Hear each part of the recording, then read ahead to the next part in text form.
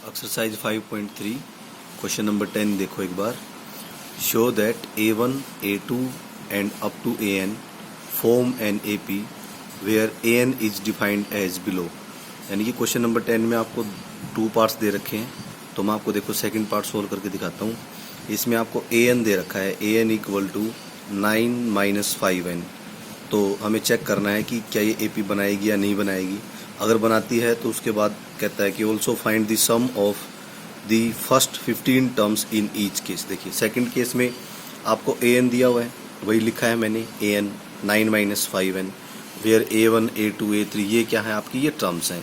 तो देखो जब मैं N की वैल्यू 1 पुट करूंगा तो ये A1 मिलेगा मेरे को। A1 कितना आया मेरा, 4 आया। फिर N की वैल्यू मैं क्या पुट करूंगा, 2 पुट करूंगा।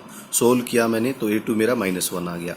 ऐसे ही मैंने N की वैल्यू 3 पुट की तो A3 मेरा कितना आ गया, -6 आ गया। अब देखो 5.1 एक्सरसाइज में हमने चेक किया था कि जब हमें टर्म्स दे रखी हो तो हम वहाँ पे चेक कर सकते हैं कि वो AP में है या नहीं। वो कैसे आता है आपका, कॉमन डिफरेंस निकाल के। तो D1 निकाला मैंने, second term minus first term किया तो कितना आया मेरा, -5।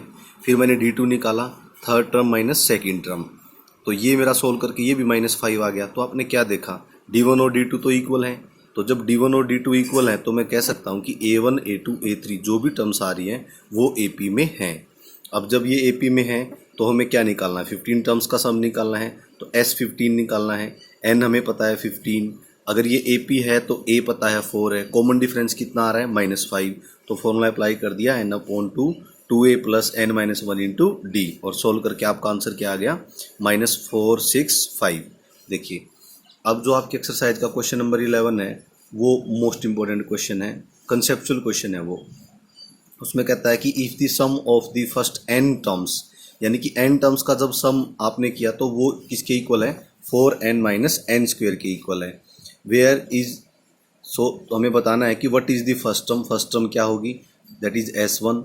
What is the sum of first 2 terms, what is the second term, similarly find the third, 10th and nth term. देखिए बहुत अच्छा क्वेश्चन है ये, कैसे करेंगे सोल्व इसको। देखो ये आपको SN दिया हुआ है, मैंने लिखा है ऐसे ही। SN में जब मैं N की वैल्यू 1 पुट करूंगा तो S1 आएगा।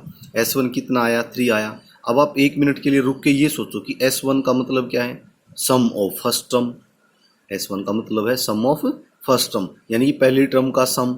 अब खुद सोचो किसके साथ, किसी के भी साथ नहीं। इसका मतलब S1 जो है वो आपका A1 ही है, यानी कि A1 में क्या ऐड किया, कुछ भी नहीं। ये तो बस लिखने के लिए है कि जैसे S1 सम है तो बच्चे को लगता है कि पहली टर्म में कुछ ऐड हुआ होगा, बट नहीं। S1 का कंसेप्चुअल मतलब होता है कि वो आपका A है। ये पॉइंट अगर आपको समझ में आ गया है तो ये मान लो आपको क्वेश्चन समझ में आ गया है कि S1 का मतलब सम ऑफ फर्स्ट टर्म होता है, बट फर्स्ट टर्म में क्या ऐड किया है यहाँ पे, कुछ भी नहीं। इट मीन्स मैं कह सकता हूँ कि S1 किसके इक्वल है, A1, और A1 ही मेरी क्या कहलाती है, फर्स्ट टर्म। बच्चे ये आपका A आ गया, 3 आ गया। अब जब मैं N की वैल्यू 2 पुट करूंगा तो S2 आएगा मेरा। सोल्व करके मेरा कितना आ रहा है, 4 आ रहा है। तो आप सोचो S2 का क्या मतलब है, सम ऑफ फर्स्ट 2 टर्म्स, पहली 2 टर्म्स का सम। पहली 2 टर्म्स को क्या लिखते हैं, A1, और उसमें क्या ऐड किया मैंने, A2 सेकंड टर्म, फर्स्ट और सेकंड टर्म को ऐड किया, क्या आया मेरा, 4 आया। अब देखो फर्स्ट टर्म को क्या लिखते हैं हम, A ही लिखते हैं। सेकंड टर्म को क्या लिखते हैं, A + D लिखते हैं।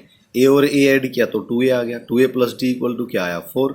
अब A की वैल्यू तो हमने निकाल ली थी, A कितना आया था हमारा, ऊपर देखा था हमने, A कितना आया था, 3। अब ये वैल्यू मैं यहाँ पे पुट कर दूंगा, जैसे ही पुट करूंगा मेरे को D मिलेगा। D कितना आ गया मेरा, -2। अब देखो अब जब मुझे A और D मिल गया है तो मैं कुछ भी निकाल सकता हूँ। अब उसने जो भी मेरे से पूछा है मैं वो निकाल दूंगा। उसने कहा 10th टर्म निकालो, तो A10 को क्या लिखते हैं, A + 9D। A की वैल्यू पुट कर दी, D की वैल्यू पुट कर दी, -15 आ गया। ऐसे ही उसने कहा nth टर्म भी निकालो, AN को क्या लिखते हैं हम, A + N-1 इंटू D लिखते हैं। अब A की वैल्यू पुट की मैंने, D की वैल्यू पुट की। अब फिर से देखो N की वैल्यू तो पता ही नहीं है, जब नहीं पता तो N आपका ऐसे ही रहेगा। तो आपका जो AN है वो क्या आ जाएगा, 5 - 2N आ जाएगा।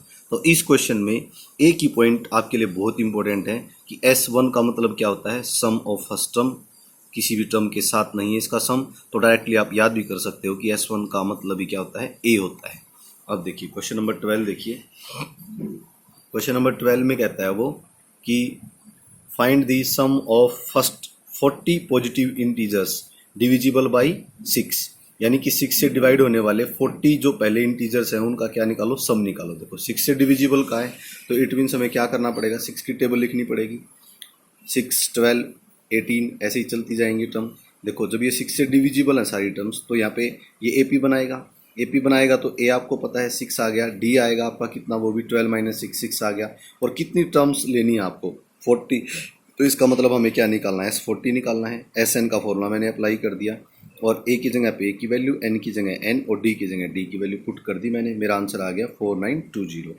अब देखिए जो आपका 13th क्वेश्चन है उसमें क्या कहता है वो, कि find the sum of the first 15 multiples of 8, यानी कि 8 के मल्टीपल्स का। इसका मतलब हमें 8 की टेबल लिखनी पड़ेगी।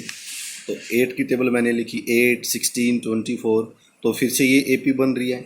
ए आपका 8 है, यहाँ पे डी कितना आ रहा है, 8 आ रहा है। कितनी टर्म्स का सम निकालना है, 15 का। तो दोबारा से मैं S15 यानी SN का फॉर्मूला लगा दूंगा यहाँ पे, n/2 2a + n-1 into D. N की जगह पे 15 पुट किया, ए की जगह पे 8 पुट किया, डी की जगह पे 8 पुट किया और सोल्व करके मेरा S15 क्या आएगा, 9, 6 और 0। Thank you.